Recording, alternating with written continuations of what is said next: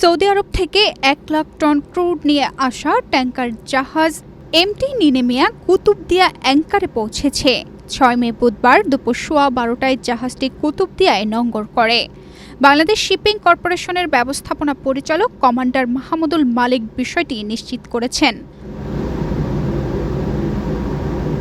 Customs ও surveyor কোম্পানির আনুষ্ঠানিকতা শেষ করে এদিন বিকেলে ক্রুড লাইটারিং শুরু হওয়ার কথা রয়েছে। সবকিছু ঠিক থাকলে ৭ মে বৃহস্পতিবার পদ্মা সেতু, মেট্রো রেল এবং এলিভেটেড এক্সপ্রেসওয়ে নির্মাণের গর্বিত অংশীদার বসুন্ধরা সিমেন্ট ইনস্ট্যান্ট রিফাইনারির বন্ধ থাকা প্ল্যান্ট পুনরায় চালু করা হবে।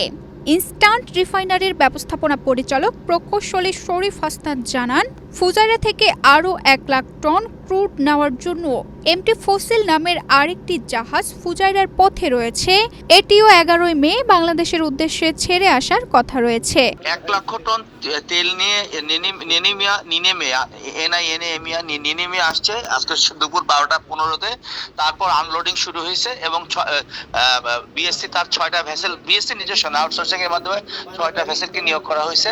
নিয়োগ করে যত দ্রুত ৯ থেকে ১০ দিনের মধ্যে ইস্টার্ন রিফাইনারিতে সম্পূর্ণ তেল খালাস করে পৌঁছে দেওয়া হবে। পরে নেক্সট যেটা লোড করার কথা আছে ফুজাইরা থেকে, সেটা হচ্ছে ১০ তারিখে, এই মাসের মে মাসের ১০ তারিখে। এটা জাহাজটার নাম হচ্ছে এমটি ফসিল এবং ওইটা ১১ থেকে ১২ দিন লাগবে বাংলাদেশে আসতে। আগামী ২০-২১ তারিখে যদি লোডিং ঠিক মতো হয় তাহলে ২০-২১ তারিখে বাংলাদেশ জলসীমা এসে পৌঁছাবে।